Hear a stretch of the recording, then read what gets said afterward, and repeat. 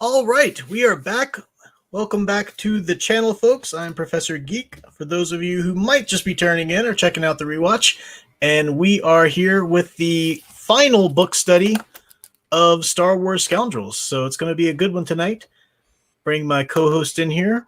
With me, as always, is my trusty TA, Al Baca. Say hi one last time, Al Baca.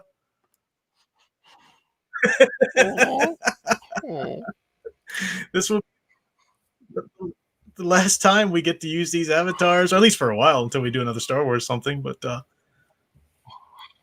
won't be able to hear your Han-her anymore.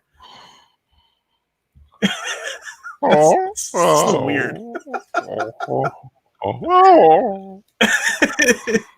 Is it? Why does it feel like I'm watching the Star Wars Holiday Special now? Hi, everybody. I'll stop. Well, he courts Mala over there. Wolfden Media said you sound like a drunk cat.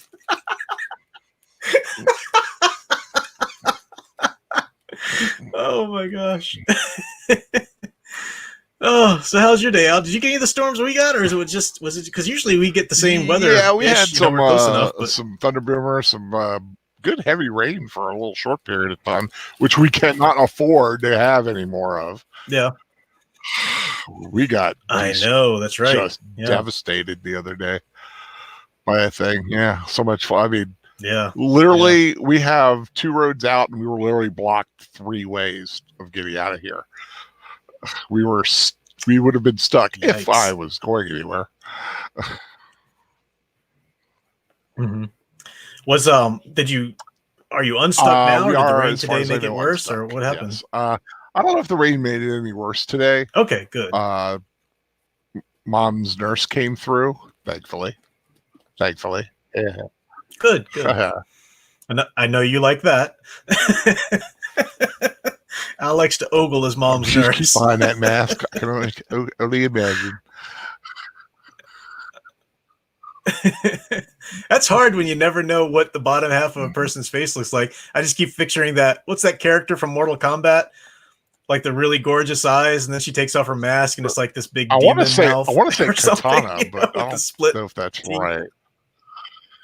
I don't think it's Katana, is it? I thought there was a different one who also had the mask. Mortal Kombat universe. Yeah, somebody in the chat will say it in a second, I'm sure. But yeah. Well, I'm glad you had that today and didn't have to resort to ramen and crackers. Had pizza, actually. Oh, good, nice. Melina, apparently a bunch of people tell us that's her name. Melina. Okay. Yeah. Little freaky. I mean, she's like really pretty eyes and everything, and then the mask comes off and it's like, whoa. So yeah. But all right, so we've got, I don't know, we probably won't spend quite as long on tonight's study since we only have these 2 chapters left, but we will be able to kind of glory in them and talk about them because this is it. This is the pinnacle of action. We've got the quickening of action as the climax closes in terms of the story structure.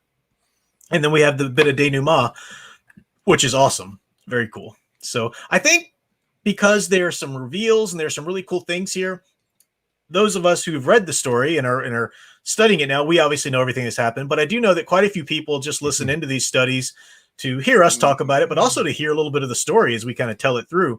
So we won't give any spoilers until the end when the reveals actually come up. Oh yeah, well, you said denouement. I say denouement. Oh my God.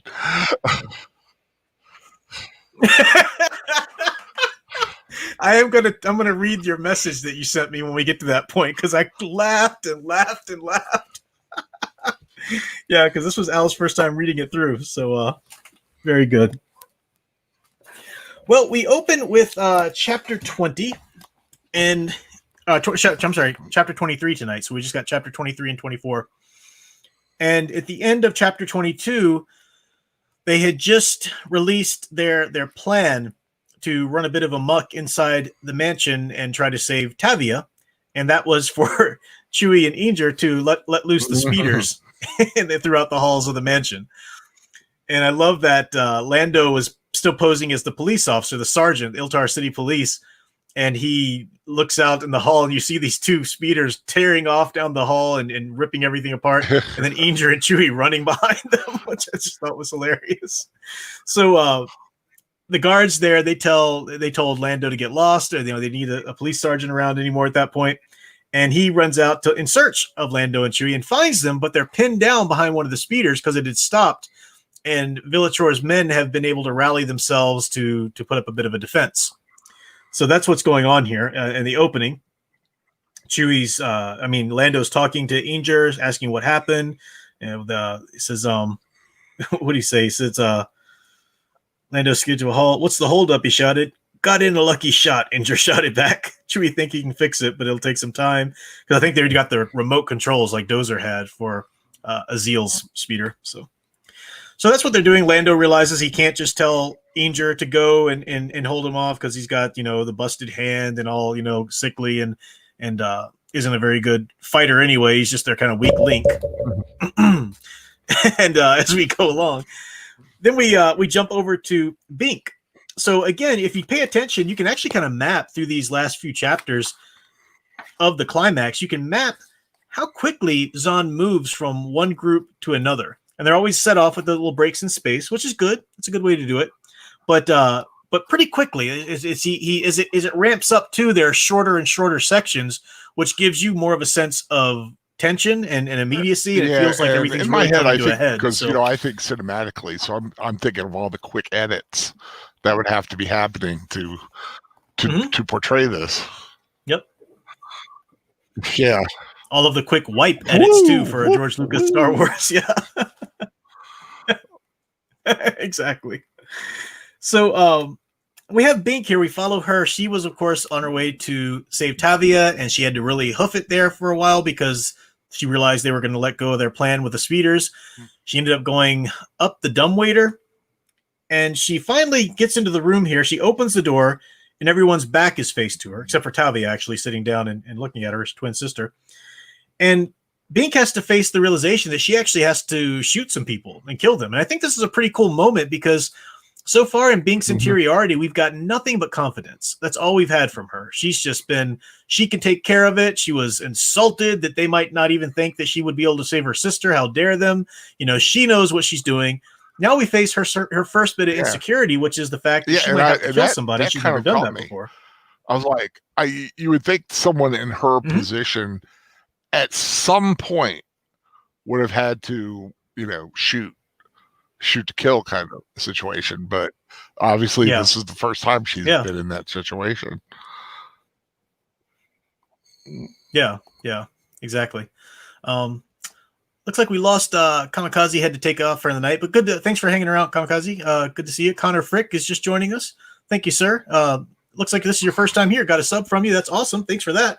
And unfortunately here right at the end of our Scoundrels book study, but if you go back on the channel, we've done the entire Thrawn trilogy study through, and then we did this one as well before we moved to Dune next week. So thanks for tuning in. Appreciate it. So you get this little moment. It says Bink was a ghost burglar, not a soldier, assassin, or even a smuggler. She normally carried a blaster on the job, but only because it was occasionally a useful tool. She'd fired another living being exactly twice in her life, and in both instances, her full intent had been to stop the person, keep the person pinned down so she could make her getaway. But it's her sister Tavia, right? So she's eventually that's going to, her safety, trumps any kind of discomfort she feel at this. But let's see. I like the way two guards. Oh, go ahead. So now she's going to have to shoot two Falleen in the back to kill. I like how Zahn separated the to kill out. I thought that was a good choice because that's the big thing going through her head. At first she's gonna have to shoot them. That's bad enough. Shoot them in the back, not very sportsmanlike. That's another thing to feel bad about. And to actually kill them, not just wound them. Yeah, so you're right. Good building of the guilt in there in the sentence structure. Absolutely. Glad you pointed that out. So she shoots the guards. Then Kwisatz turns and sees her. Kwisatz gets the recognition that, they're twins. That's the link to the mystery here. And then Bink is thinking, and I think this is a bit where we get a little bit of her hubris, because she realizes, how am I going to get out of this? I'm going to have to kill Kwisatz too, I guess. At first, you might think, because she can't just take Tavia and have them go back down the dumbwaiter. Quasati could just fire down there and take care of them or raise an alarm. So she thinks, and this is where the hubris comes in, I think, I'll just take him hostage. Quasati, the Falline, the Black Sun Vigo here. Yeah, okay, sure. She's going to take him hostage, and she tries to tell him, give him some orders. She trailed off. The smile he gave her was just radiant. It was borderline saintly, forgiving, loving. And then abruptly she understood, but it was too late. It was far too late. Cursed, criffing, Falline pheromones.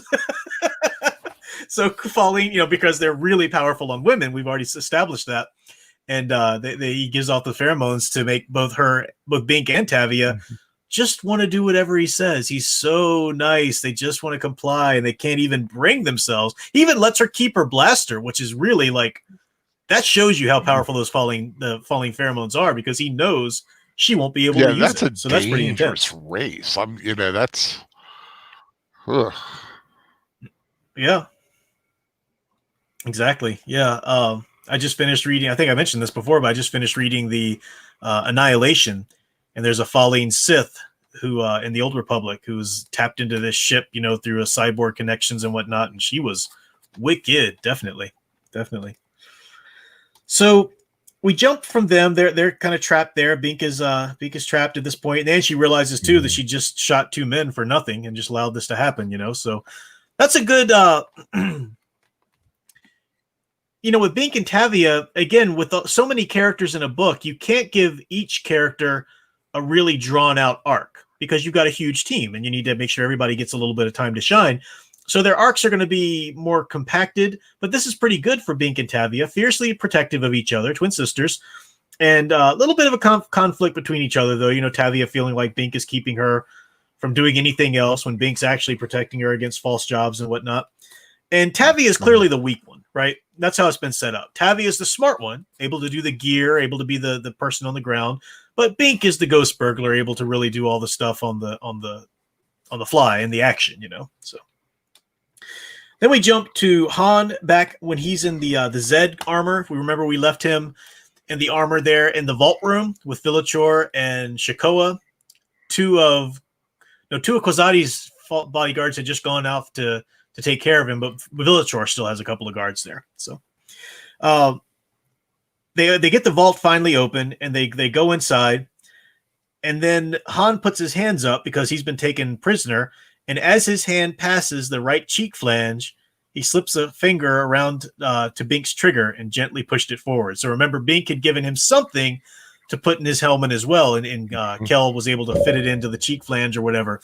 So he pulls this trigger. We don't know what's going on yet, what it is yet. But again, this is great tension. Just that's where you end that section on. Then you got to jump, And then with the jump is right there to what happens with the final lunge of crash and stone and wood. We got to the air speeders here at this point. Inger shouted after some of the guards ran away. Inger runs after them, and you're like, what is Inger thinking? What's he gonna do? Silly, wimpy little Inger, wounded and everything like that. Lando shouted after him to get back here, but it was too late. Inger was off and running, his legs pumping with a strength and speed Lando wouldn't have guessed the man in him, pounding after the airspeeder like an Imperial Center bureaucrat trying to catch an Airbus. Lando hissed out a curse. I will just say one thing. So when I read that, I was like, wait a minute. That's all I'll say. Wait a minute. Why is he running off? Mm-hmm. Now, we do know that Inger is suspect. Remember, Han suspected something was up with him and just kind of wrote it off to he really wanted revenge, because Inger was determined that their plan remained that they break into the mansion, when they were kind of thinking maybe luring him out, with the credits or with the blackmail files and stuff. So Inger's been a little suspect here. Now he goes tearing off after them. So something's up. Strength and speed, Lando wouldn't have guessed the man had in him. Yeah, exactly. Yeah. So now we jump to outside. Remember, Deja, the Imperial agent, had been waiting for Inger's plan to enact, and if he didn't do anything soon, then Deja was going to have to step in, because the Empire wants to bring down Villachor. They want, once he finds out about the cryodex, that's what they want and stuff like that. So they're got their own act. But Deja had been seeing the firework displays go off, and the shield is still up over Villator's mansion. So if the fireworks continue to get to the bigger ones, then they're going to start raining back down on the crowd. And he pretty much sees that start to happen. A piece of flaming debris crashed to the roof, barely 5 meters from Deja's chimney spire. The panic had started, and there was nothing he, the police, or any of Iltar City's other emergency services could do about it now. All he could do was watch. And again, this is just part of the orchestration of the heist plan they've put together here. We'll find out that these fireworks themselves, and even the shield still being up, was some of Kel's machinations here as they worked on it. So now we're with Han, and we find out what that trigger did. The trigger set off bombs all around the vault. Remember, the vault was a sphere.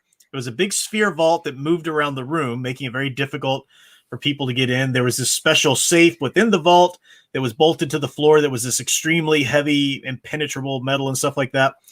And when we left, it was supposed to be Bink, Kel, and Zerba in the vault, but Bink had run off to save her sister. So it's just Kel and Zerba the last time we saw in the sphere. But the sphere of the safe, the explosions go off and it sets to rolling, and it sets to busting through the walls. So this was their way of getting the safe itself out. The safe itself is an impenetrable escape pod sort of for Kel and Zerba, which is kind of cool. But Han is faced with the fact that we've got to make sure we don't kill innocent people. And I like that even the guards, even Villator's bodyguards, Han kind of tries to save. There's a moment in here where he says, first of all, for a frozen second, Villator and his men stared in disbelief at the 6-meter sphere bearing down on them.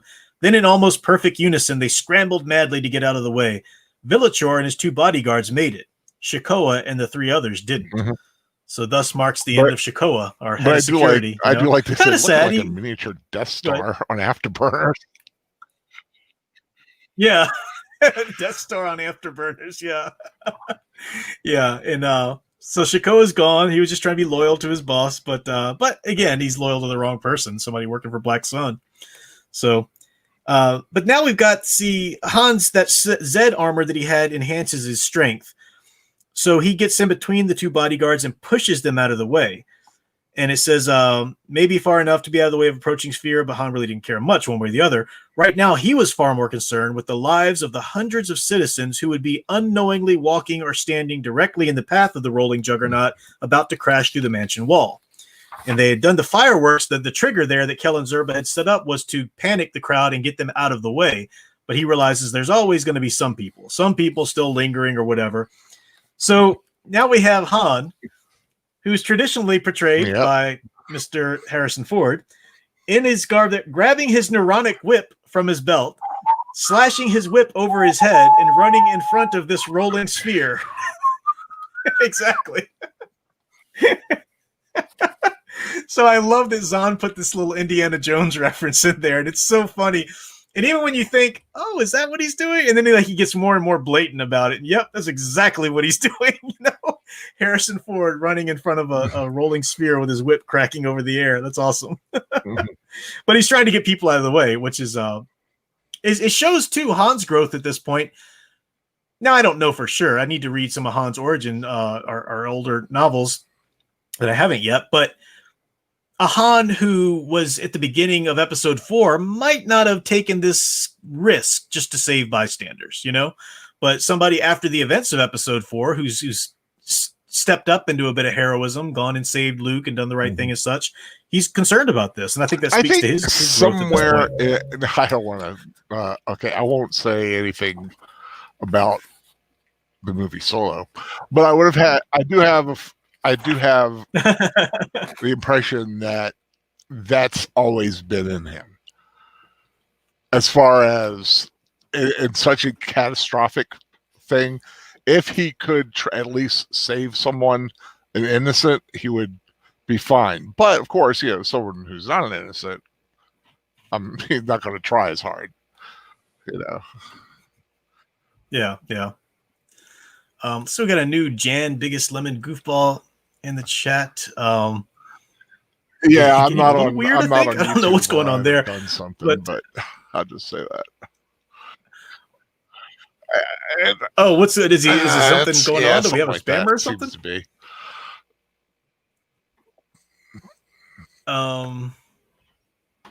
Yeah. Oh, well, I'm gonna let that ride. I just see it was some like a whole silly big thing WWE going talk. on with Whatever. that, That's so. cool.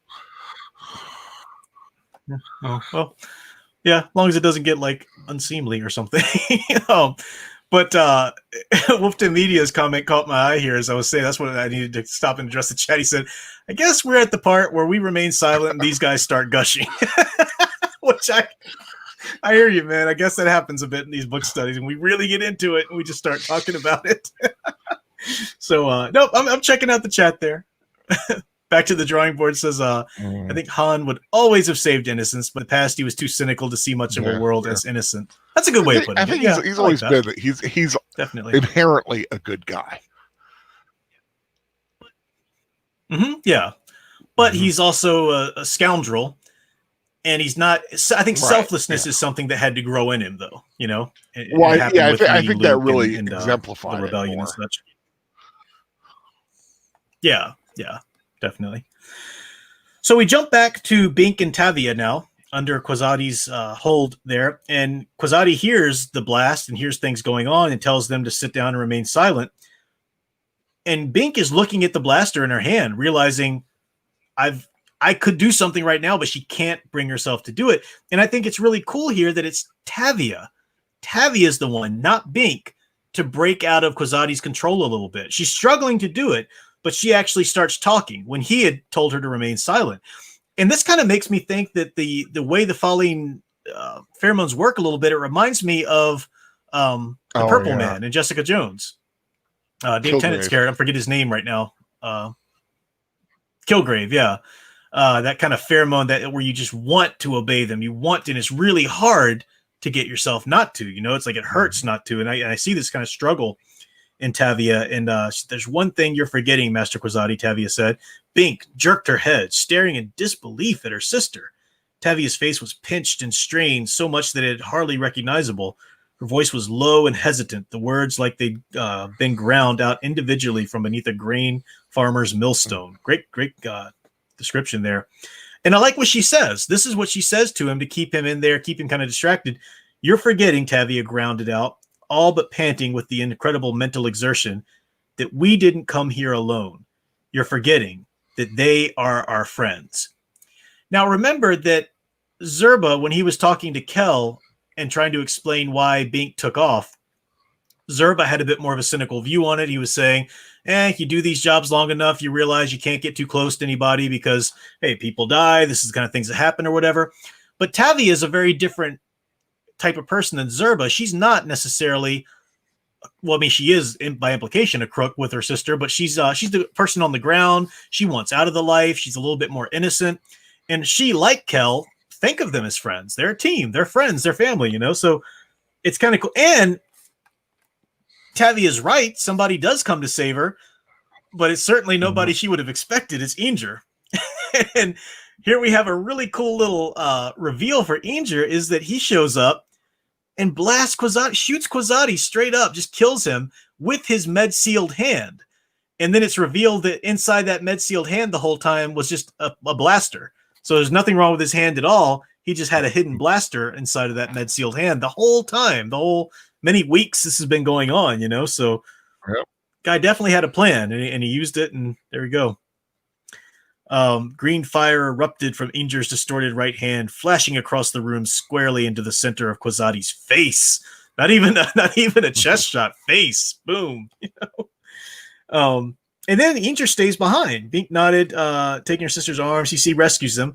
What about you? Bink asked as they guided Tavia over the debris. I want to get the cryodex, Inger said.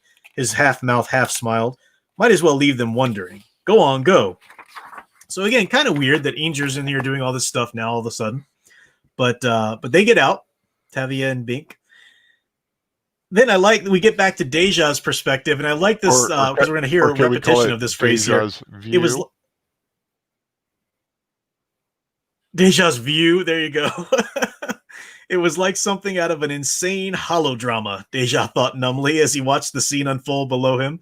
An armored figure cracking a neuronic whip over the last remnants of the evening's crowd, driving them out of the path of the giant sphere, rolling inexorably across the Marblewood grounds. I love that. It's like a holodrama. And then the next break, we get to Han. Han thinks the same thing as he's running there. It was, Han thought more than once, like something out of a crazy holodrama. And I think that's part of the nod to it, like the Indiana Jones as well, you know, being such a pulp story, holodrama or something like that. So he gets out there. Eventually, the sphere comes to rest, and they realize it had to have rested with the latch on top because of where the safe was positioned in it and everything like that. So Kel and Zerba get out. Then Han spies with his binoculars. Go ahead. I know, right? I like that their hands are still unsteady as they're rolling around. It's like, remind us never to do that again. It still beats walking. But yeah. Especially while people are shooting at you, he says too. So Deja is watching from the not Deja Thoris, Full 10 Media. That'd be a neat crossover, Deja Thoris with Star Wars. But Han spies Deja, and it says Han bumped his telescopics up a bit. Not only was the man sitting calmly up there, but he had a set of electrobinoculars pressed to his eyes, some kind of observer. But those weren't ordinary electrobinoculars, Han realized as he focused on them, because remember, he's got the optics in his helmet still there.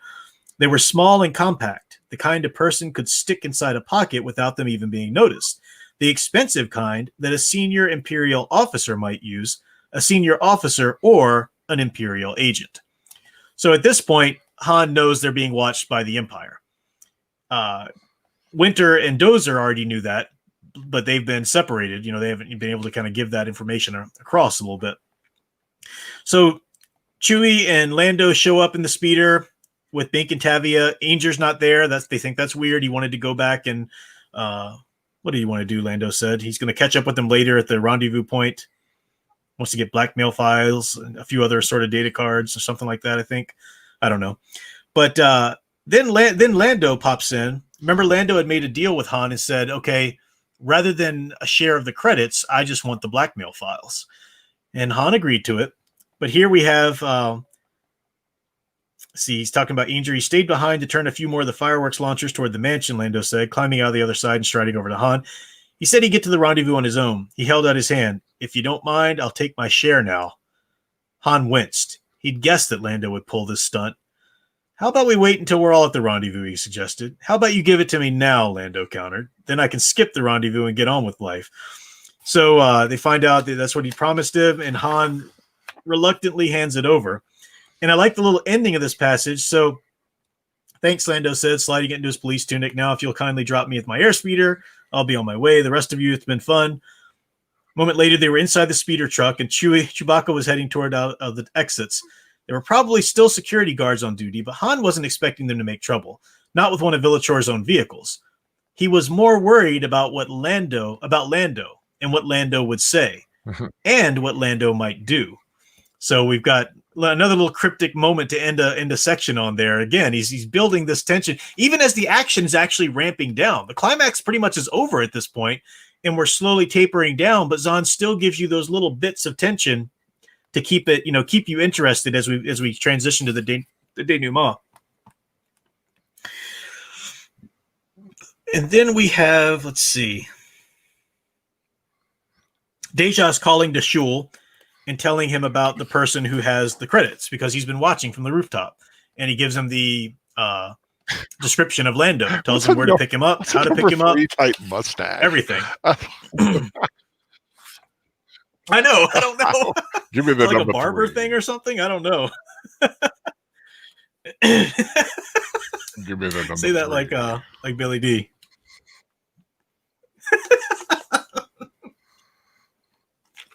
All right. So Lando's going to get picked up. Deja wants in on the interrogation. We find out more tension, more drama there. Then my pages will start sticking together here. Let's see. Then we've got Inger. Inger, and this is interesting, is hiding in the docking bay, waiting for Han and Chewie, apparently to kill them. This comes out of the blue. Like, what? What's going on here? And then, so yeah, he's there waiting. Yeah, so that's that we don't know what's going on there. Now we jump to Han and Chewie themselves because they're they seem like they would be on their approach there to leave, give them the Falcon and go on the rendezvous point. But as we jump to Han and Chewie still in the speeder, they're having a disagreement because Chewie knows that Han just gave Lando the empty container and didn't give him the credits. The credits were outside of it. And Chewbacca growled the obvious, sure, except he's not just going to leave the box sitting out in the open. Han explained patiently, look, it'll be okay. Lando and me go back a long way. He'll get over it. Chewbacca didn't answer. And this ends up being what Lando was worried about when he later meets him in Empire Strikes Back. This little stunt. Exactly. So then we get Lando. Lando's captured. So Lando's can't, he's being boarded. He doesn't know what's going on. Then we jump back to Inger, and Han and Chewie aren't showing up yet. Inger's a little perturbed at this. So again, these quick little cuts. Then we move back to Lando, and this masked figure walks in with a hood, a cloak, and everything like that, and doesn't take it off until the guards leave, and then it's Deja. And he's got this weird voice and everything like that, but eventually he straightens it out, and it's just Deja, and he's questioning. And Deja really is a wicked interrogator. He's you're going to give it. It's not if. We're not bargaining. And he even knows where it would be hidden. So he goes over to the secret compartment. It says these are standard. In Lando's ship and everything like that. Finds it, but he opens the box, and there's nothing there. And he actually, to Deja's credit, again, he's this very Apollonian type villain, like a Thrawn. So he's not like a Vader who would get angry that he's been thwarted and just kill Lando for the heck of it or whatever. He knows, he's very calm and calculated, and he knows that if he's going to get those credits, it's going to behoove him to look like he made a deal with Lando. So he actually lets Lando go, but not before this really cold little moment where he leveled a finger at Lando's face. You owe me, he said. Someday I'll be back to collect. So that's great. And about getting that box, he's like, it's not a matter of if, it's a matter of when you give me that. When, exactly. Yeah. You will give it to me, I know. So then we jump to Inger again here, and finally Inger gets it. He's been waiting to kill Han and Chewie. We don't know why, but Han and Chewie won't show up, and he gets it. That's not the Millennium Falcon. We've seen Zahn do this little trick in the Thrawn trilogy too, remember? That's not so this is something that might come up later in the continuity, but that's been a decoy. And this, we learn, is what Dozer's secret mission had been. To go out and find a freighter exactly like the Millennium Falcon, make it look like it and so forth, and put it in the docking bay as a decoy in case they needed it. So that, should Han and Chewie need a quick escape, they wouldn't have to go there. Somebody would be waiting, it would be a decoy for them. So Inger doesn't like that, but Inger realizes it. He says still there'd be other opportunities. He could wait, leaving the bay, headed across the spaceport to where his own ship was docked. He didn't look back. Very mysterious about Inger here. But we jump to poor Master Villachor. I say poor, even though he's a Black Sun operative here, but he's just been played so hard throughout this book. And now he's like, I'm dead. Black Sun's just going to kill me. There's no way around it. And Deshul contacts him. Remember Deshul, the Imperial agent who was posing as an aristocrat, and wants to still bring him in to make a deal with him just because of the knowledge he might have. So a little bit of hope for Villachor here, which I think is a setup for Shadows of the Empire. I haven't read Shadows of the Empire yet, but I know that Shizor and stuff like that are a part of that. So I think, is Villachor a part of it? I don't know, but this could be a setup for that or some part of aspect of it. Villachor agrees. He goes along with it. Very well, he said. He braced himself all his life, all of his efforts, all his amassed power and wealth. You have a deal. And Deshul convinced him by saying that I think Lord Vader could be convinced to take a personal hand in your protection, given what you know and whatnot. So bringing that up. Did you want to say anything more about chapter 23 that I didn't? All right. So chapter 24, now we're with the team here at the rendezvous point, minus Lando, obviously, because he took off, and minus Inger. Inger's not there, and they don't know why. So Bink and Tavia, or Tavia in particular, are worried about him. And then we find out a little bit of news here. Let's see. So he, where's the part? I didn't mark it, unfortunately. Don't get too mushy, Han growled. Tell them the rest. So they found Inger's body, Rochelle repeated, where he'd apparently been dumped and left to bleed out. Her throat worked 6 weeks ago. So the police found Inger's body where he'd been left 6 weeks ago. That's long before Inger ever approached Han. So whoever approached Han as Inger is a phony. This is not the real Inger who had been robbed. A real Inger did get robbed, but that Inger also was murdered, and thrown in the ditch there somewhere. So this Inger was an imposter, and he used them, obviously, in order to get into the mansion, they realized, but that's about all they can figure out. Now, though, so that means they don't have the real person to open the credits, because remember, the credits were keyed, like DNA-wise or something like that, to the people that owned them, and that's why Inger was supposed to be able to open them, but if it's not the real Inger, they don't get it. So they did say that, Rochelle knows some slicers. They can at least get a certain amount out of them. Nothing like what they were supposed to get, the 160 million or whatever, but they are going to get something out of it at least. And Lando, I like this. Lando steps up and says, nope. Han steps up and says Lando still gets his share, even though he supposedly got the blackmail files, because Han knows that he doesn't really, but Lando still gets his share. I thought his share was the blackmail files, Zerba said, scowling, which he didn't get, Han said. So he gets 1/10 of the credits like he signed up for, which you're going to deliver in person, Zorba snotted. That I'd pay to watch. Well, I'll get it to him, Han said, eyeing the collection of loot on the table. And then there's a little bit of calculation here in Han, which I think is more part of his journey here. He's not the hero we're going to see him be, even at the beginning of Empire Strikes Back. There's still a bit of time between this and that. And let's see, Wolf Den Media is saying something. I think I could spurn people if I talk about writing, least favorite writing tropes. Oh, no. Wolf Den Media is trying to stir up the chat to chat with him. Nobody wants to chat with Wolf Den Media.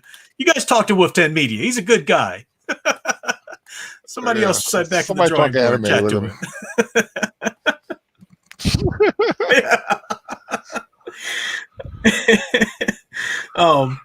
So Han here is thinking, wait, if I had those blackmail files, I bet you the rebellion could make use of them, is basically what he's thinking. Now, it's in the context of maybe they'll have a cryodex and maybe I'll get a reward out of it, but there are a lot of maybes there, a lot. And so I think this is a little bit of his growing altruism coming through. These files could be used by the rebellion. But he also thinks they'll pay for them, too. Yeah. Hopefully they'll pay for him. Hopefully he'll get something out of it.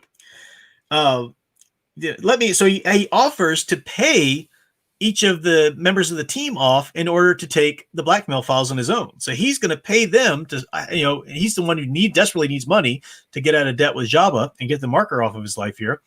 But I like this. So let me sweeten the pot, Lily offered. I'll buy out of your shares for the blackmail files for 18.5 each. That'll bring you up to an 1,100 grand. Chewbacca rumbled a question. Well, yeah, I'm dipping into your share. Confirmed. How else did you think I was going to get to 18.5? So poor Chewie, so loyal, so like, wait, what? Rochelle almost speaks up about something, but lets it go. They decide they'll do this. Han's going to pay them for the blackmail files. And then they all leave except for Winter. Winter stays behind because she wants to hear what Rochelle almost said. So does Han and Chewie. And we find it out here. And she says, Jabba's raised your debt marker, Han. Raised it to 500,000. Han stared at her. 500,000? He's blaming you for Black Sun finding out about Mord Nar on the Respin. Part of their little scheme there. And Han didn't know he was going to find out about it. It wasn't going to be a big deal at first because all the money he was supposed to get, he still could have easily paid that, which is why Rochelle didn't bring it to his attention. But now we get Han in the place where he is at the beginning of The Empire Strikes Back as far as Jabba's concerned. A huge debt he'll never be able to pay off, and the bounty's probably going to be jacked up as well. So Han and Chewie in deep water there. So he's thinking, what's he going to do and such. And Winter says quietly, you could go back to your other friends. Han frowned. What other friends? The people you work with, Winter said. The people I assume you're going to give the blackmail files to. She raised her eyebrows slightly. The people who just might be able to track down another cryodex. And Winter's like in his head, right? So he's wondering, how in the world? And she said, "You see, I work procurement for them, and that escape pod you fired into the factory was part of a lot I smuggled to them 7 months ago." Yeah, Remember, she never forgets knew that anything. pod personally. Yeah. And John established that by showing us how she would remember little marks on the cryodex to make it look just like the other one, or certain speeder, dents and stuff like that. Was his. Exactly, Aziel's, yeah. So that's established, and now that makes sense. So it doesn't come out of the nowhere. It's not like let's just drop that in. Of course she knew because of this or that. It's not an easy thing. It actually established. And this is interesting. Then Han says, "Look, I didn't steal them, if that's what you think. She insisted we take them." It was as if someone had flipped on a searchlight behind Winter's eye. She echoed abruptly, sitting straight in her chair. What she are we talking about? Han stared at her, that bitter-edged confession he'd made suddenly coming back to him. "I was connected with the royal palace on Alderaan." This is what Winter had told him. "The princess," he said. "Leia." "You've seen her?" Winter asked, her voice shaking a little. "Since Alderaan, I mean?" "Sure," he said. "In fact, I was with her at Yavin, where He shot a look at Rochelle. "It's okay," Rochelle said. "We know about Yavin and the Death Star." Rochelle's in the know. "She got away from there just fine," Han said. "As far as I know, she's still fine." And stuck up and insufferably thought about it. And he says, "Still, if Winter knew the princess, she probably already knew that too." So a nice little moment. Winter finds out, we're not left with that. That's actually good resolution there for it. This is Han and Winter, meeting on the terms of both being with the rebellion and whatnot. And Han says, "We'll go back when it's time, I guess." Chewbacca considered, then rumbled again. "Of course she likes me," Han said dryly. "Doesn't everybody?" That's a great setup for the Han we meet in Empire Strikes Back. Perfect, bringing it right up there, character progression right up there to the point, of the next movie, which is great. So then all we have is this little last section of the book, and we have Inger here, and he's in his ship, and a droid comes to get him, and apparently there's somebody on the phone for him. Inger's fine. I'll get there when I'm ready. And he's taking off the med seals and realizing how puffy they've made his face and hand after pretending to need them for so long. And if only a third. So he got the marker. So you find out that there was a marker on Quasadi's life. So he was able to get that. He killed him. So he was able to collect on that. But then there's he wanted to get Lando and Han as well. So maybe he should consider the job only a third successful since he only got one. Still, what was past was past. All the annoyance and regrets couldn't change that. And if only a third had been successful, it was nevertheless the biggest and most rewarding third. The bounty for Quasadi's death would be more than to make the whole operation worthwhile. There would be other opportunities to catch up with Solo and Calrissian. Patience, as always, was the key. "Master, I heard you," standing up. He picked the battered Mandalorian helmet and set it on his head. "Jabba had just better have my credits ready." "I'm sure he does, Master," the droid assured him hastily. "Good," Boba Fett gestured. "Lead the way." OMG. What a great ending to the book. And when Al got to that part, Al messaged me and said, "Wait, Inger was Boba Fett? Great googly moogly."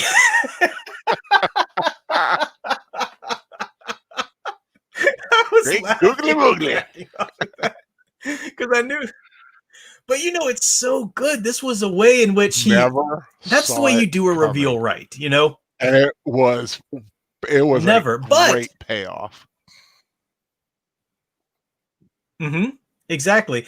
And when it happens, even though you never saw it coming, it also doesn't feel like it came out of the blue and like it wasn't laid the groundwork for, because we did suspect something about Inger. We just never suspected this, So they did leave a little trail, not enough to ever give you and think who it was, But yeah, Inger all along, little weak-minded Inger, who was the weakest link, the one apparently manipulated by Deja, the Imperial agent, little old Inger, always the problem, ends up being freaking Boba Fett.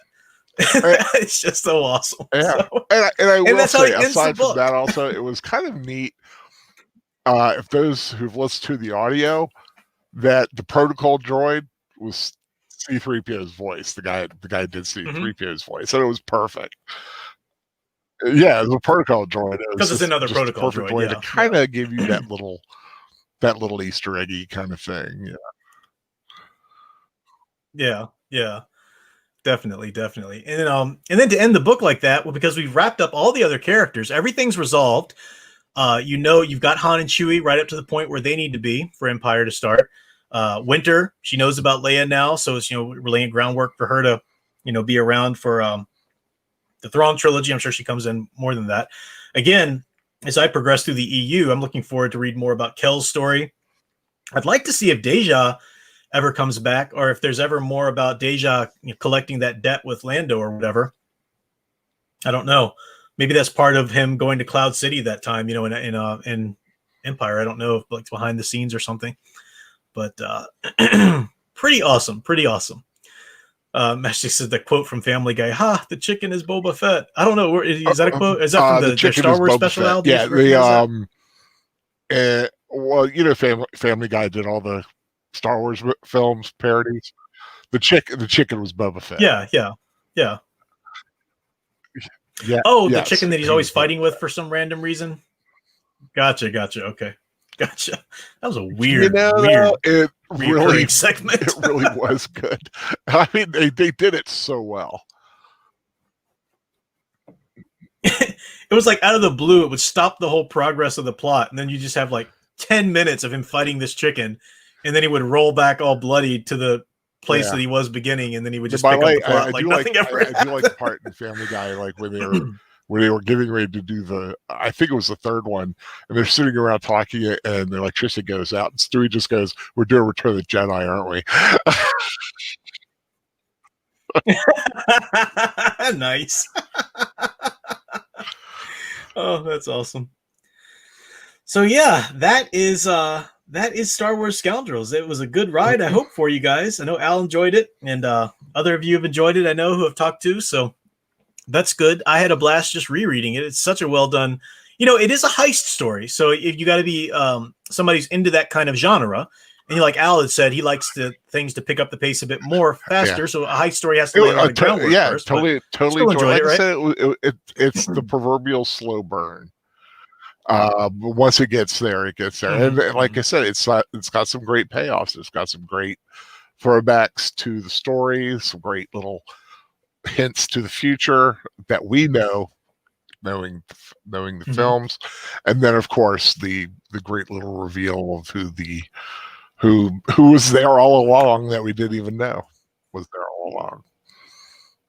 Exactly. If you're not quite ready to leave this story yet, there is one little more short story that you can read. And this was a short story that was released for Kindle exclusively, so it's only available digitally as far as I know, and you can get it for like $1.99 on Amazon.com, and you can read it on a Kindle. You can even read it on a computer too. You just get their little reader app. It's fine. And it's called Winner Loses All. A pair of unlikely allies found themselves involved in a dangerous game. Fortunately, Lando can survive against the odds, a skill he'll need in spades. It's part of the story. It goes back, and Timothy Zahn's filling in a little bit of the tale. I forget which part it is. I haven't read it yet myself. It's at the end of it's a prequel book. Yeah, if you have the paperback, it's at the end of that. I've got the hardback as well, so it's not at the end of the hardback, but you do have an ad for it. But yeah, so that's there as well. If you want to, you can pick that up though. If you have a paperback, you've already got it. But if you're watching from or reading from another source, you can get it on Amazon for just $1.99. So very simple.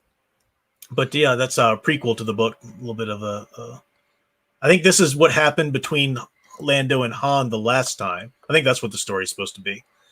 That's what happened when Lando was mad at Han or something at this point when they first meet. So there we go.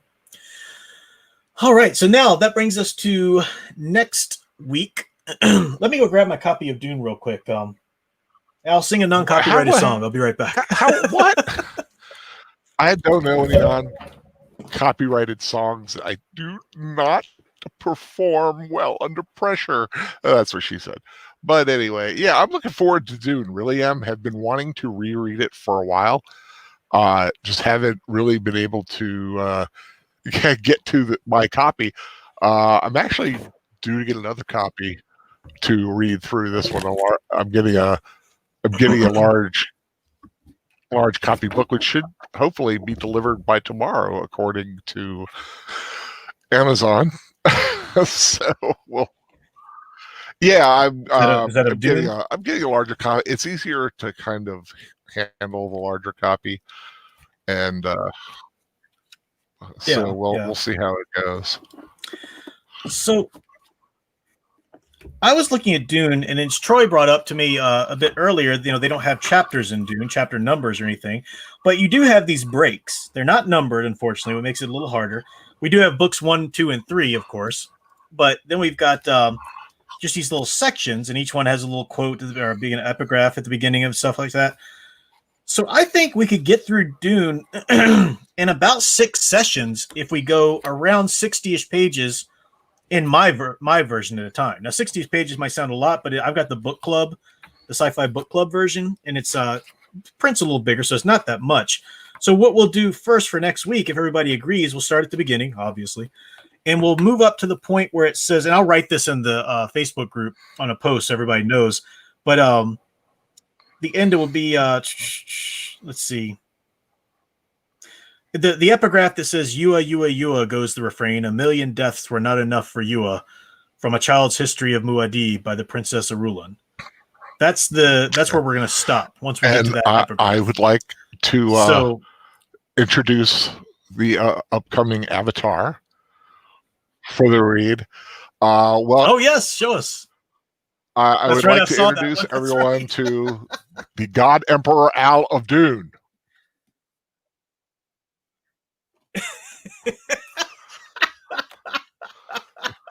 Hang on, let me make that bigger for everybody. I know it is. It's so disturbing.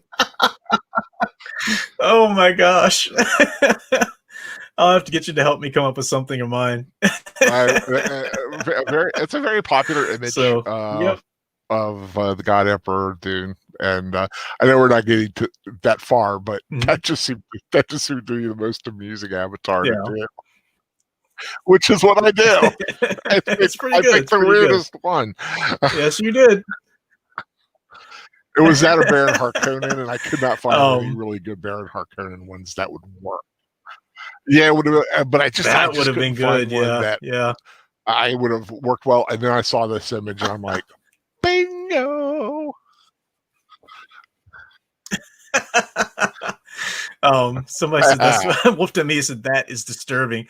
Paladin Demo says, get the flamer, the heavy flamer. Back to the drawing board said the goggles, they do nothing. Oh, that's awesome.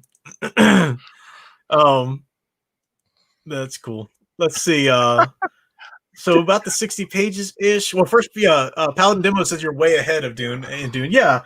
Well, people, I want to give digestible bits, and I think 6 weeks is a good amount of time to spend on a book like Dune. It brings us right up into October, where we can do something quick and Halloween related, maybe even the Halloween Tree by Ray Bradbury, because that's something that we're going to watch during October as well. So that the great animated short, or feature rather, but the Halloween Tree is a great Ray Bradbury Halloween story.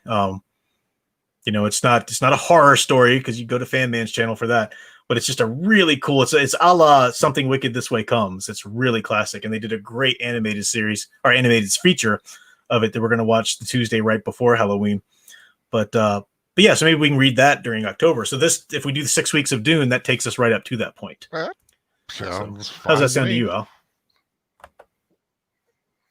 All right. There, Sound Engraver enjoyed Scoundrels. It's nice to be able to see Boba Fett as Inger now in hindsight. Yeah, it was fun for me reading it again, knowing it the whole time, and seeing all the little reveals and things. And that's the thing, when you've got a reveal like that, it is fun to go back. But if it's done right, you'll want to go back again and again and again. It's not like a Sixth Sense deal where it's just like, gotcha. Oh, okay. That's the trick to the movie. All right, been there, done that. Moving on. It's I think something else. So. I think Mr. Mashik wants you as Lady Jessica. Me as Lady Jessica? Yeah, pass. I'll be Paul Muad'Dib. or maybe oh, he's more in the second book. Anyway, Troy says, to be fair, I've been telling people to get on it because it's a lot to digest. And that's another reason why I'm doing in smaller doses, because it is a lot to digest. Even though we've only got about 60 pages in my version, there's a lot going on there, so we're gonna have a lot to talk about. Oh, well, Did I you were interrupt you talking there, Al? about, You you know, say he something? doesn't show up to the second book. Well, hell, this is the fourth book that I'm referencing in mine, but it just was too good. It was, Yeah, you're in but the I fourth can already. see through time.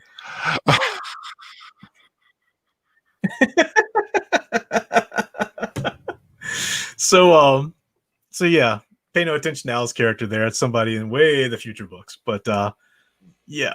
So where did I leave off there? Off to media. Did I see the YouTube that I posted in the group?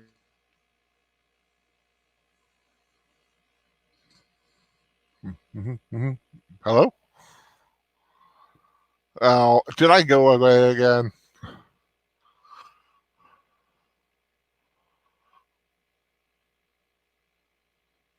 Hello, hello, hello, hello, hello.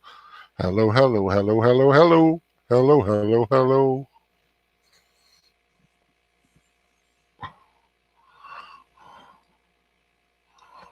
Hello, hello. Hello, hello, hello. Oh, so you only hear me, Troy? Oh, you've lost the professor. So I was doing the hello, hello, hello stuff, and that's all you guys were hearing. Wow. The God Emperor Al of Dune now rules the stream. We'll give it a second here. I'm sure the professor will get back.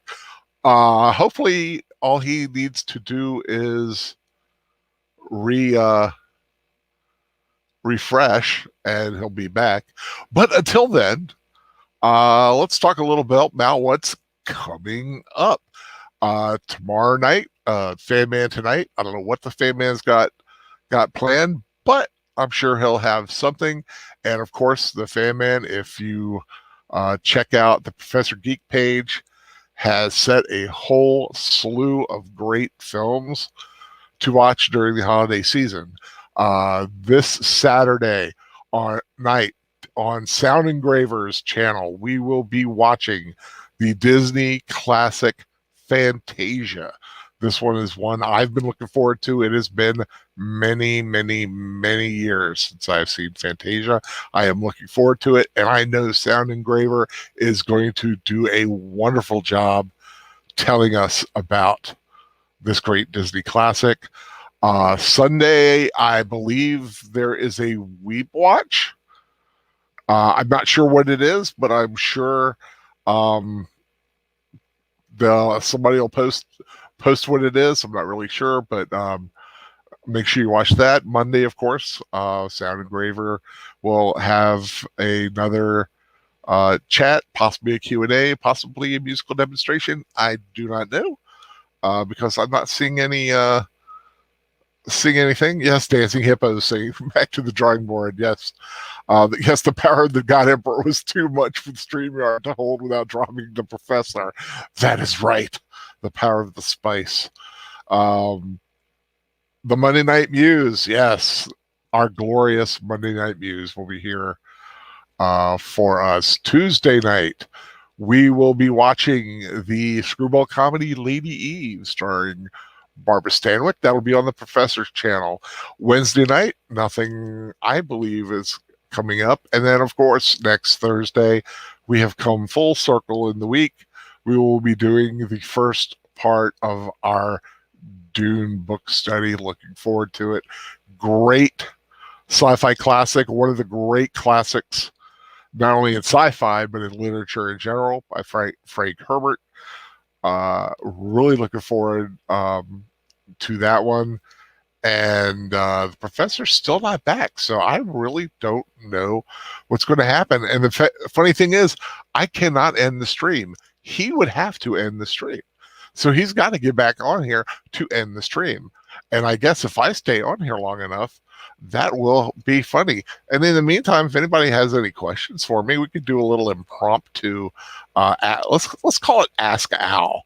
How about that? I know I haven't been able to do a afternoon with Al because of the way things have been going with my mother. By the way, my mother's been doing well. Still weak, sore, hurt. her just hasn't got her energy back, but it's very not unexpected. But other than that, she's doing well. It is great to have her home. Of course, thankfully we have some great family and friends who are kind of helping us out when we need it, coming over and just kind of being here to support us. The professor's supposed to come by again one day here soon. Looking forward to that. Not quite sure when. He's trying to get his schedule together. Al, have I read the original Frank Herbert Dune books?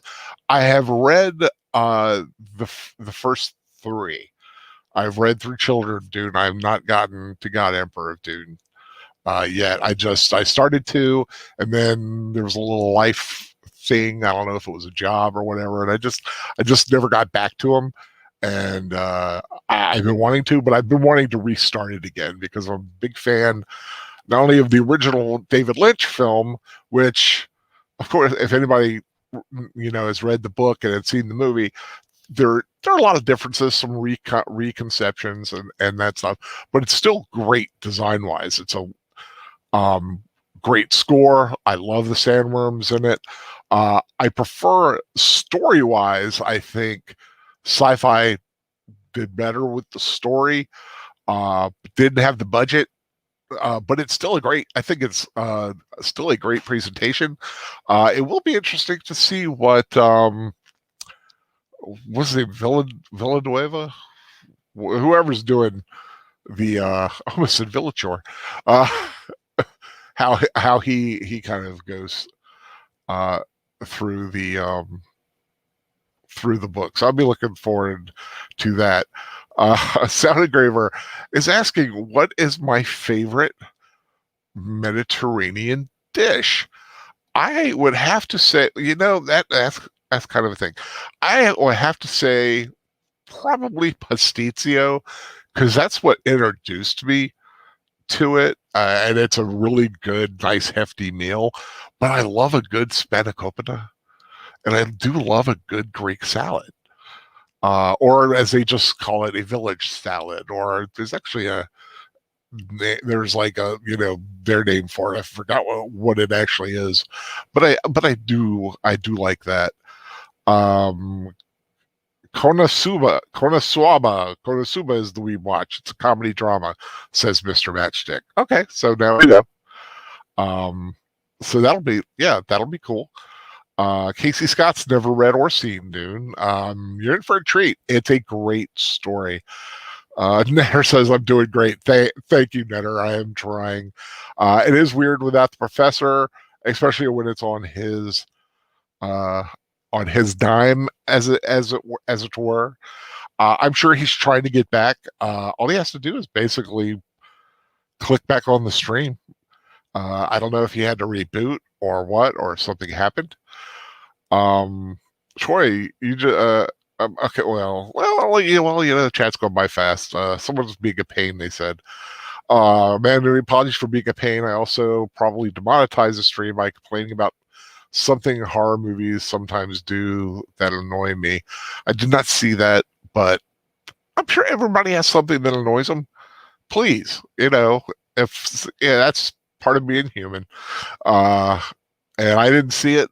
I don't know what it is, so hopefully it won't demonetize the stream. Plus, has anybody paid in the stream? Well, I don't think that's a matter of anything. Troy just rewatched the sci-fi version again. Surprised how arrogant and teenagerish it portrayed Paul. Yeah, a little bit, but I think you overemphasize that, and you see a greater procession in a visual medium. I think maybe, but I still liked Alec Newman in it. Barbara Tova I thought was a great Cheney, which is how you pronounce it. In the movie they used Chani, and it's not. It is Cheney. And how do I know? Because I actually heard Frank Herbert reading excerpts of his own books, and if the author says Cheney, it's Cheney. So I'm there. Big Palademic. Carrots are good for your eyes. Can they dial a phone? I have no idea why that is even there, but I don't know. Oops, got a little ahead of myself. Got a little ahead of myself here. Also, way more nudity in the sci-fi version than I remembered. Of course, it was the uncut version we were watching. Yeah, Barbara Konatova, very, very healthy European lady. Very, I don't know, I really liked her. I would say I loved her eyes, but of course, you know, they were emphasized blue, being a Fremen and all. Wolf 10 Media, I'm streaming Saturday with Owen Lister. Oh, that's right. You're streaming a little earlier. Am I? Not because I don't know what sound engraver. Please put in when you plan to start your stream, because I think you said something about starting possibly about 9:30, which would be different. We are used to streaming at 10 on a Saturday, but this is your stream, so you can start whatever the heck you want to. Just let us know, so we'll be there. Okay, so yeah, so Troy bought mustard. Oh, Santa Graver bought pretzels for her mustard. It was pretty good. Big Al, Troy did drop links in for all the things this week. Great. Should I do a hit? Okay, Green Line Girl, should I do a Hitman or Dynasty Warriors video tomorrow? Well, if you're asking me, you know what? Do Dynasty Warriors. I have no idea what it is, but you know, if you ask me my opinion, let's go Dynasty Warriors. It sounds really cool. Hitman always reminds me of Bret the Hitman Hart from wrestling.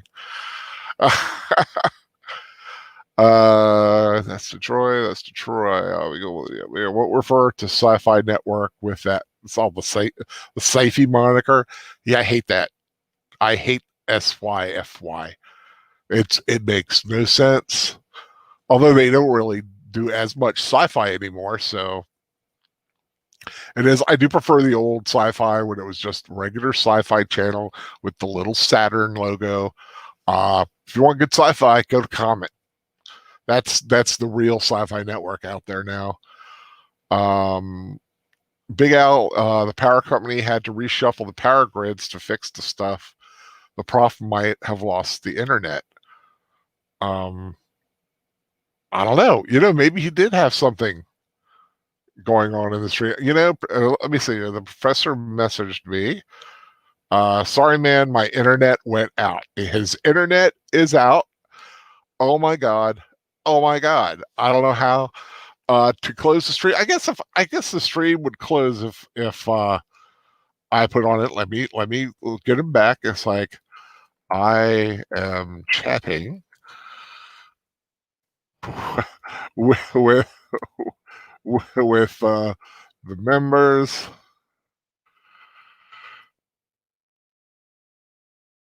I'll X out when done. Hopefully you'll be back on. Now you're wondering how did he message me if he has no internet? Well, I'm sure he used his phone.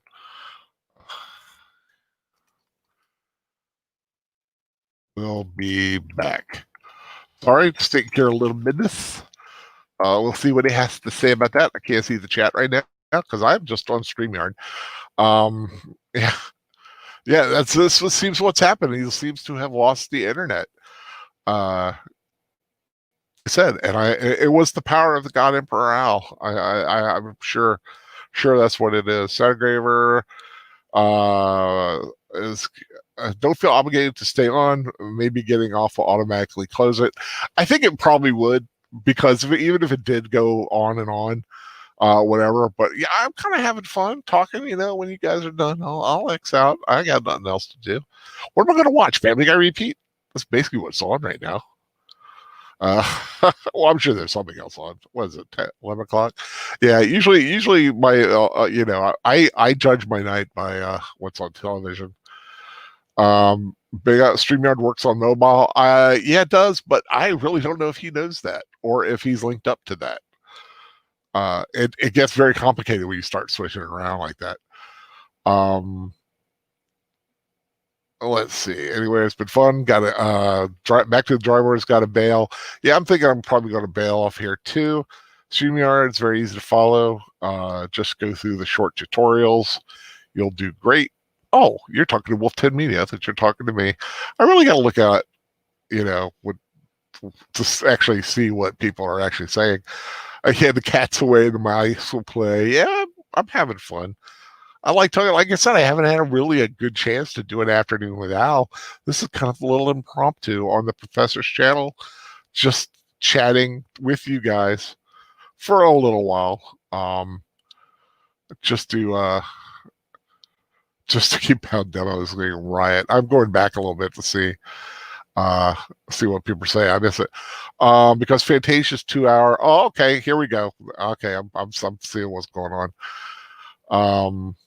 You're saying you're going to start at 9:30. No, that's not too early for me. I just wanted to make sure everyone was aware of that so that everyone could be there at 9:30 because, like I said, you get so used to doing it at 10. I remember when I did Ben-Hur, I started at 8 Eastern time because it was a 4-hour movie.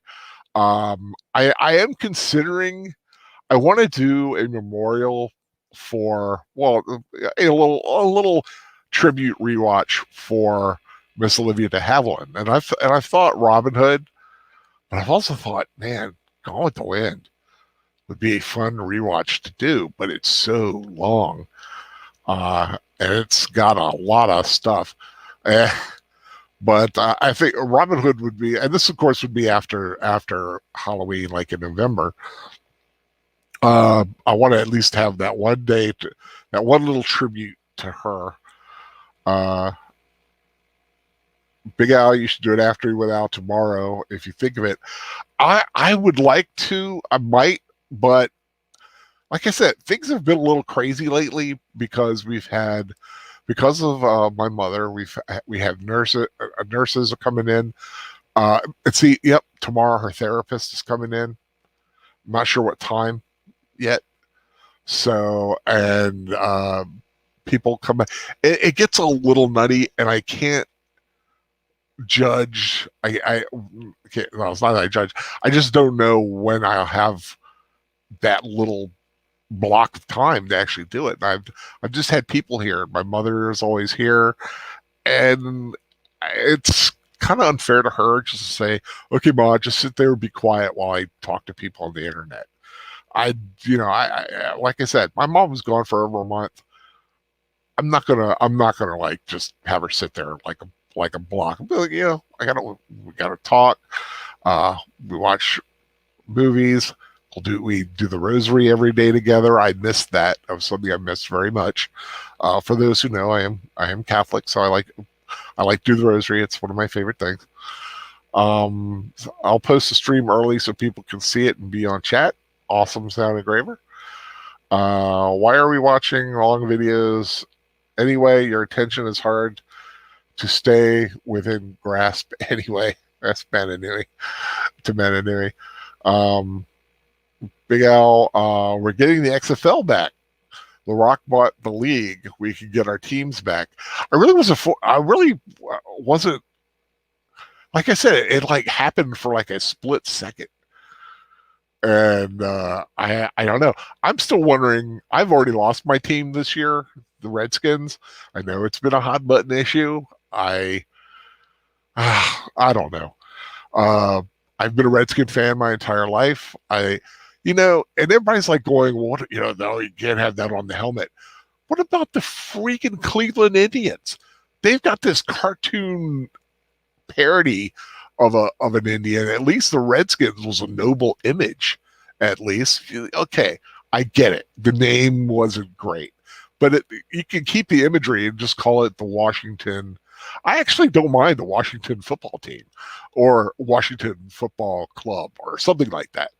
Or just say we are Washington and keep all the imagery, because the imagery is like I said, it's beautiful, it's honorable, it's noble, but people just want to argue. I'm not going to get on that. Have I ever seen Jesus Christ Vampire Slayer? Nope, never did. I know Buffy the Vampire Slayer. That's about it. Professor Geek Facebook group is 6 away from the 100 members. Invite your friends. Yes, invite your friends. We're having a fun time on there. I think it's great. I hope everyone liked the 4 movies I've picked for my Halloween. I'm going to be doing Big Trouble in Little China. I know a lot of people say, that's not a Halloween movie. You know what? It has ghosts. It has monsters. Okay?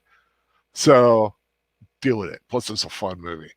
The Ghost of Mr. Chicken, which is a lot of fun. An nice old classic. I love Don Knotts. It's a fun film. Hope everyone finds a copy and watches along with us. And then, of course, Abbott Costello Meet Frankenstein, an absolute classic in the Universal horror movies. Of course, when they were in their wane. But, I mean, it's got Lugosi, it's got Chaney, and Glenn Strange, who was a great Frankenstein. You know, I know everyone views Boris Karloff is Frankenstein's monster, and I did say Frankenstein, but everybody will slip sometimes. But it is the monster. And then, of course, to tap it all off, on Halloween night, Mel Brooks' classic Young Frankenstein. And I hope everyone enjoys that. The Washington footballers. Yeah. The Washington Warriors. I actually submitted something to the website. They're taking people's ideas and concepts. I put in Washington Republic, not Republicans or Republican, just the Washington Republic, the concept, and they could keep the R and use that on the helmet, or use that squiggly W that the Washington Nationals used, that was the old Senators logo, and kind of have that become a Washington symbol for all of our sports teams. Fit on the Wizards, which quite frankly, I still like the Bullets, and the Capitals. We use that squiggly W. That would make a cool helmet. Keep the colors, but I submitted that. I think Washington Republic would be cool, and I only did that because everything else has been suggested. I have a funny feeling they're going to end up being something like the Red Tails or the Red Wolves or the Warriors. I'd hate to lose the R symbol that they have, the little curvy R, but we'll see. Let's just say I don't have Facebook. There's nothing on nothing for me on that site. Menanui, the Professor Geek page is on that site for you. Trust me, you would enjoy it. Okay, I am going to wrap up here. I know I've said that 1,000 times, but I am going to wrap up here. It looks like the professor is lost for the evening. I hope everyone enjoyed the Scoundrels book club. I hope everyone comes back next week as we start Dune, as we go to the planet Arrakis, the desert planet. We're gonna have a lot of fun with that book. It is an absolute classic in literature, not just sci-fi literature, but literature itself. So everyone, have a great Friday night. Hope to catch you guys on Fan Man Tonight tomorrow night, and have a good day. And I don't remember what the professor's catchphrase is, but I will say the words that I said after I finished Scoundrels. Great googly moogly. I was shocked at that reveal. It was awesome. So take care, guys. Hopefully the professor will be back on eventually. Good night, everyone. Bye.